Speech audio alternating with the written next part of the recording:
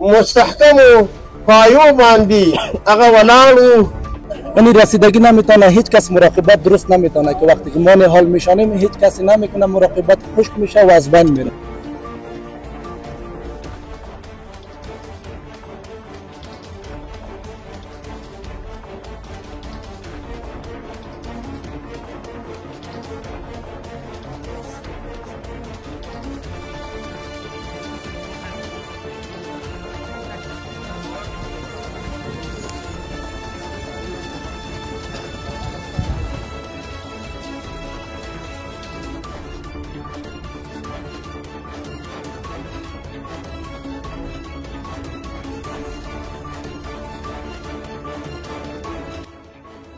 به نام یاد خدا، امید از جور صحتمند و سرحال باشی و از گزند روزگار در امان الهی باشید. صحت و سلامتی خواهان شما عزیزان که در هر گوشه دنیا قرار داره هستید. بیننده بینهایت عزیز، من هدایت الله قریشی با همکار تکنیکی هم عمر صادقی امروز توانستیم باز هم در یکی از افتتاحیه کمپاین زراعت در بادامباغ کابل است و ما هم از به افغان اکسپرس و وایس آف فریدم در خدمت شما عزیزان قرار داریم. عزیزان شما هم تا آخر برنامه ما را همیار باشین و فعلا هم آمدیم با یکی از مسئولین یا همکاران این افتتاحیه یا برگزار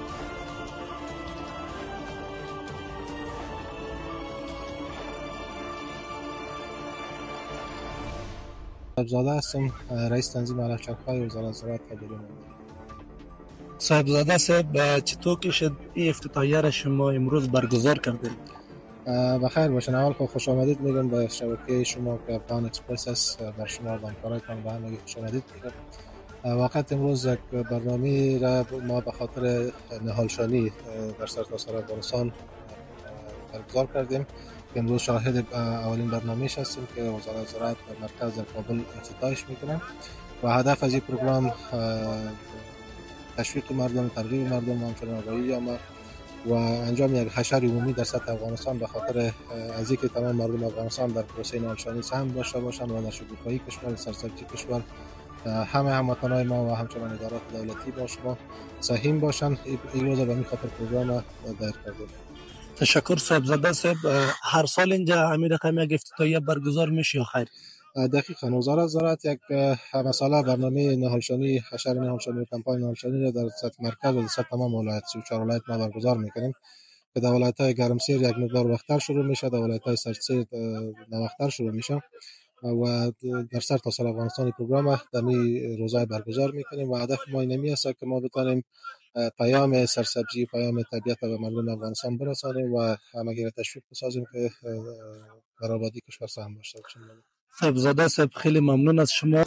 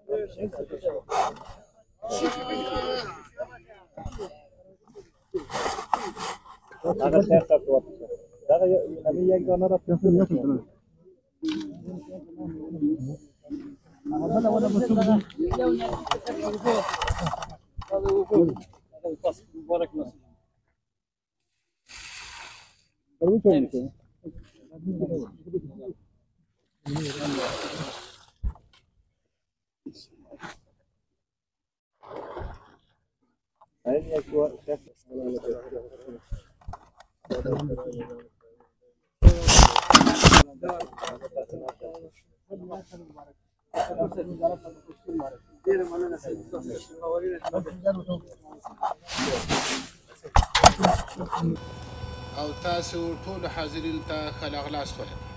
روند رو به گسترش نهالشانی هست بتانه از یک سو په اوسني وخت کې چې افغانستان د اقلیمي بدلون له اغیزو څخه په شدت متضرر او وچکالۍ ځپلی دی، د نیالګیو کینول او پالل خورا مهم مسؤلیت او اړین اقدام دی چې کیږي. د ملګرو ملتونو تازه راپور دی چې افغانستان له تیرو 10 کلونو راهیسې دغه من الشجر الأخضر نارا فإذا أنتم منه توقدون. صدق الله مولانا العظیم.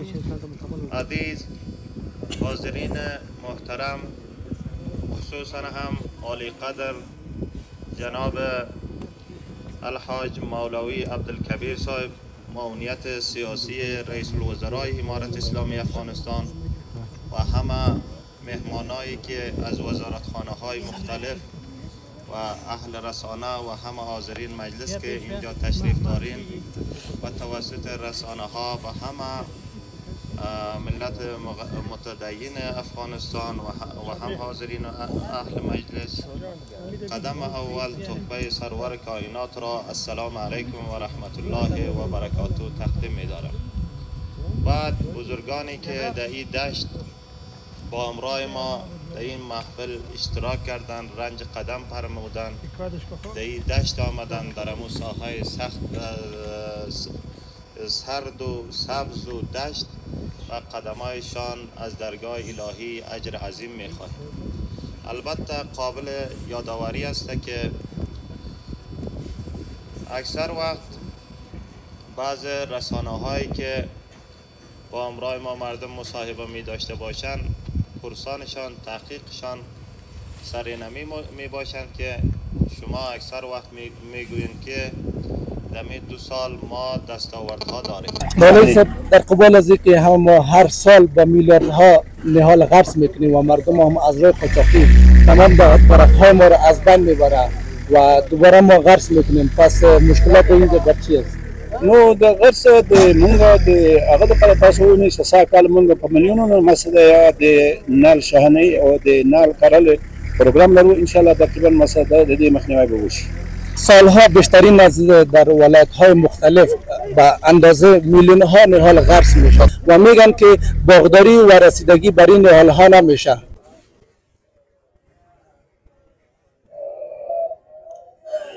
یعنی رسیدگی نمیتونه، هیچ کس مراقبت درست نمیتونه که وقتی که ما نهال میشانیم هیچ کسی نمیکنه، مراقبت خشک میشه و از بین میره. زمونږ د دې لپاره خپل مسله ټیمونه دي چې د دې حفاظت لپاره مسله کار روان دی او ان شاء الله لکه مونږ د اوس سیاسي مرسته خبره وکوله، لکه د قانون د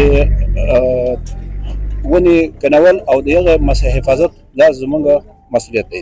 یک غرس کردن نهال چقدر تاثیرات در آب و هوا میاره؟ اصل تغییر اقلیم او درنګه مسله د افاتونه او درنګه د سیلابونه د وخت د لکه موسم کې بارانونه دغه به انشاءالله د ټولو مخنیوی وشي انشاءالله. مردم باید در حفظ مراقبت از اینکه نهال میشانیم چی باید کنند؟